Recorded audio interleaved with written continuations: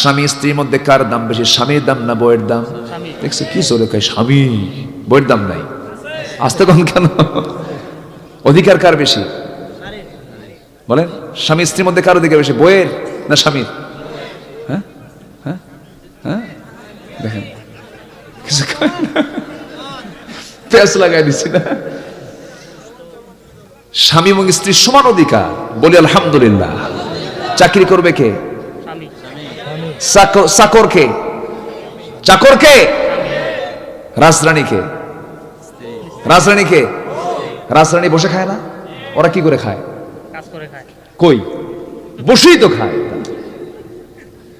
স্ত্রীর সমস্ত খরপোশ, তার সমস্ত খরচের দায়িত্ব কার?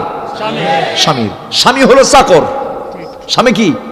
চাকর। ও গোটা দুনিয়া চাকরগিরি করে কামাই টামাই করে এসে বউরে খাওয়ায়, তুই বসে বসে খা।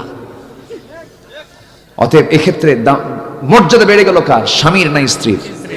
স্ত্রীর। ও বসে বসে খায়। হয়তো আমার মায়েরা বলুন, হুজুর বসে বসে আমার খাওয়াবে? সংসার গোটাল দেখা লাগে, আপনি আমার রাজরানী বানায় দিলেন।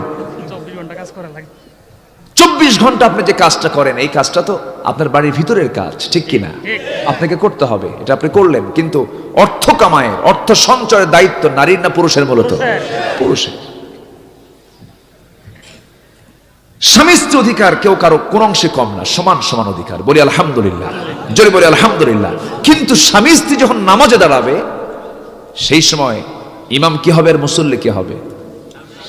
ইমাম কি হবে? বউ মুসল্লি। 2-3 বছর নামাজ হলো এরকম, হঠাৎ করে যদি একদিন বউ বলে, শোনো সমান অধিকার, তুমি পিছনে আর স্বামী সামনে যাই, হবে নামাজ? হবে নামাজ? হবে? হবে না। কেন হবে না? ইমামতি জায়েজই নাই, জায়েজ নাই। কিন্তু আজকে আমরা তো মাশাআল্লাহ সব জায়েজ করে নিয়েছি, আলহামদুলিল্লাহ। সম্মানিত ভাইয়েরা, সম্মানিত বন্ধুগণ, আমি বলছি না, হ্যাঁ আপনি দায়িত্ব পালন করুন, কিন্তু পর্দার দরকার আছে না নাই? আসতে বলবেন না, আছে না নাই? আজকে সব জায়গায় মেয়েরা কাজ করুক, সমস্যা নাই। কিন্তু কাজের ক্ষেত্রে যদি পর্দার বিষয়টা যদি আজকে নিশ্চিত করা হতো, আজকে সমাজের এই চিত্র আমরা দেখতে পেতাম না। ধর্ষণ এখন হয়তো নিউজ হয় না, কিন্তু ধর্ষণ এখনো আছে না নাই? আছে না নাই? এটা কি আইন করে বন্ধ হবে? প্রচলিত আইন করে বন্ধ হবে না। বন্ধ করার জন্য আগে দরকার হলো পর্দা। কি দরকার? পর্দা দরকার। পর্দা যদি হয়ে যায়, তখন দর্শন হবে না, আকর্ষণও হবে না। যখন দর্শন নাই তখন আকর্ষণ নাই, যখন আকর্ষণ নাই তখন ঘর্ষণ নাই, আর ঘর্ষণ যখন নাই তখন ধর্ষণও নাই। একটার সঙ্গে আরেকটার সম্পর্ক আছে না নাই? প্রথমে দর্শন, এরপর আকর্ষণ, এরপরে ঘর্ষণ, এরপরে ধর্ষণ। কি কথা কি বোঝা গেল? এই জন্য একটার সঙ্গে আরেকটা রিলেশন আছে। এই জন্য আল্লাহ পাক আগে বলতেছেন যে আগে ঢাকো, আগে কি করো? ঢেকে ফেলো। প্রত্যেকটা দামি দামি ফলমূল গুলো খোলা না ঢাকা? খোলা না ঢাকা? আম প্যাকেট, জাম প্যাকেট, কাঁঠাল প্যাকেট, লিচু প্যাকেট, বড় বড় দামি দামি ফলগুলো সব প্যাকেট করা। যখন এই প্যাকেট যখন খোলা হয়, সেই সময় খাওয়াটা জরুরি হয়ে যায়। ওইভাবে রেখে দিলে মাছি আছে না নাই? ভাইরাস আছে না নাই? সমস্যা আছে না নাই? তেমনি মেয়েরা যদি উলঙ্গ হয়ে বাইরে বের হয়ে যায়, এখন মেয়েদের কিছু কারবার দেখে আমার হাসি লাগে।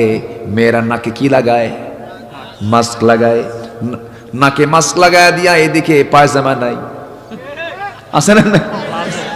এমন পায়জামা পরে না পরার মতো অর্ধনগ্ন হয়ে, নিচে কাপড় নাই, নাকে মুখে মাস্ক লাগায় বাইরে বাইরে ঘুরতেছে মেয়েরা। ভালো কথা, আপনি মাস্ক লাগাচ্ছেন, ভাইরাস থেকে বাঁচতেছেন। নিচের ভাইরাস আরো ছোট না বড়? আসতে কোন কেন? কোন পরপুরুষ যখন আপনার দিকে যখন তাকাবে, আপনার দিকে যখন নজর দেবে, নিতম্বের দিকে যখন নজর দেবে, যখন পরনারীর দিকে যখন পরপুরুষ যখন নজরটা দেবে, যৌবনের উন্মাদনা আছে না নাই? আচ্ছা, যখন নজরটা দিল, এই নজরটা কি ভালো নজর না বিপদের নজর? চরম বিপদের নজর এটা, মারাত্মক ভাইরাস এটা। একটা প্রাণী আছে কচ্ছপ, সেই কচ্ছপটা বসবাস করে হলো পানিতে, আর ডিম পারে কোথায়? ডাঙ্গায়, শুকনায় ডিম পারে। ডিমটা শুকনায় রেখে সে আস্তে আস্তে করে পানিতে চলে যায়। ডিমের উপরে তাপ না দিলে বাচ্চা কিন্তু ফোটে না। কিন্তু এই কচ্ছপের তাপ দিতে হয় না, এই কচ্ছপের ওই ডিমের উপরে বসে থাকতে হয় না। ওই পানির মধ্যে থেকে মাঝে মাঝে উকি মেরে ওই ডিমের দিকে তাকায় থাকে। এমন নজর আল্লাহ পাক তার চোখের মধ্যে দিয়েছেন, তার চোখের পাওয়ারে ডিম ফেটে বাচ্চা বের হয়ে যায়। কচ্ছপের চোখের পাওয়ারে যদি ডিম ফেটে বাচ্চা বের হয়ে যায়, যুবক যখন যুবকের দিকে যখন তাকে তখন কি কিছুই ফাটে না? আসতে কোন কেন সমস্যা হয় না? আছে না নাই? যদিও কথাগুলো শুনতে একটু আপত্তিকর মনে হচ্ছে, অনেকে ভাবতেছেন, কিন্তু না না, একটু বিবেকের কাছে একটু প্রশ্ন করে দেখুন, এই নোংরামিগুলো আজকে সমাজে আছে না নাই বলেন? আমরা দেখেও দেখি না, ভেবেও আমরা ভাবতে চাই না। এই নোংরামিগুলো চলতেছে আজকে। এগুলো বন্ধ করার জন্য আমাকে আপনাকে সোচ্চার হওয়া দরকার, সতর্ক থাকা দরকার। সবার বাড়িতে মা বোন আছে না নাই? সবাইকে আমরা বোরকা লাগায় দেবো, জোরে বলি ইনশাআল্লাহ। আর বলে ফেলবো 14 জন পুরুষ তোমার জন্য জায়েজ দেখা করা। কয়জন পুরুষ? 14 জন। 14 জনের বাইরে কারোর সামনে তুমি মাথার চুল খুলতে পারবে না, দেহের কাপড় তুমি ঢেকে ঢুকে রাখবে। এমনকি ওই 14 জন পুরুষের সামনেও স্বামী ছাড়া বাকি 13 জন যা আছে 13 জনের সামনেও তুমি ওড়নাটা খুলতে পারবে না।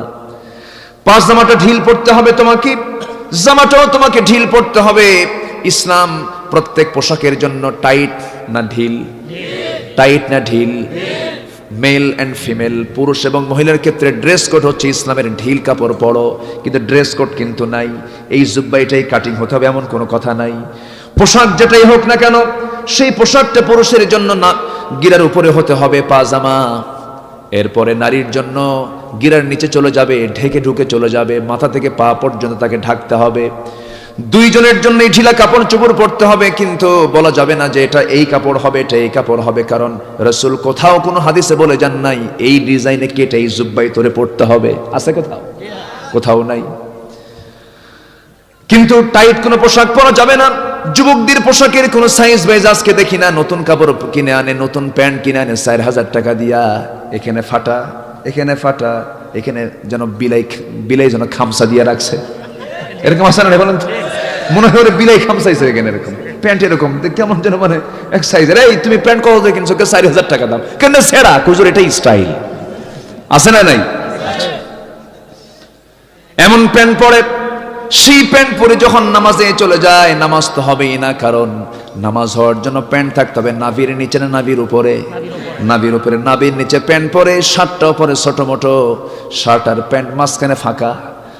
মসজিদে গেছি একদিন, বহুদিন আগের কথা, 2-3 বছর আগের কথা, রুকুতে চলে গেছে সলিমুদ্দি, পিছনে আমি নামাজ পড়বো, আগে নামাজ না পড়ে সুন্নতের নিয়ত না করে নামাজটা আগে দেখতেছি।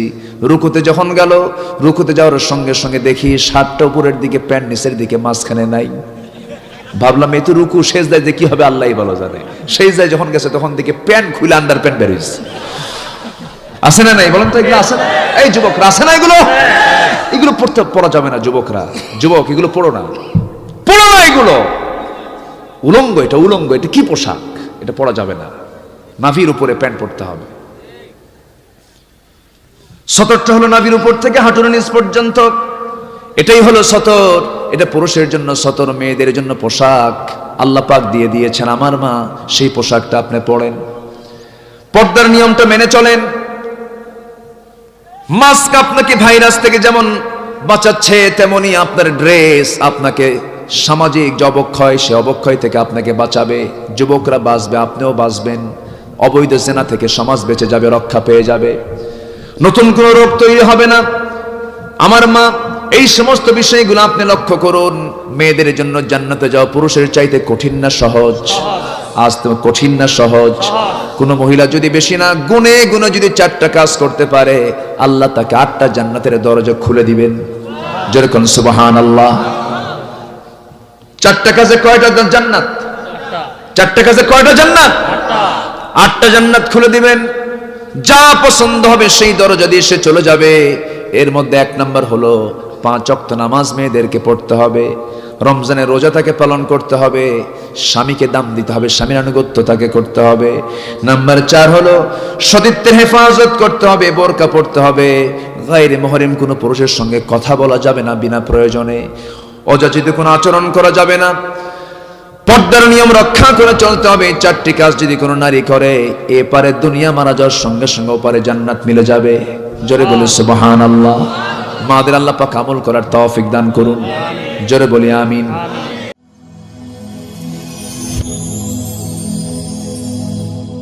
Rose TV 24. Enjoy by listening to the Holy Quran.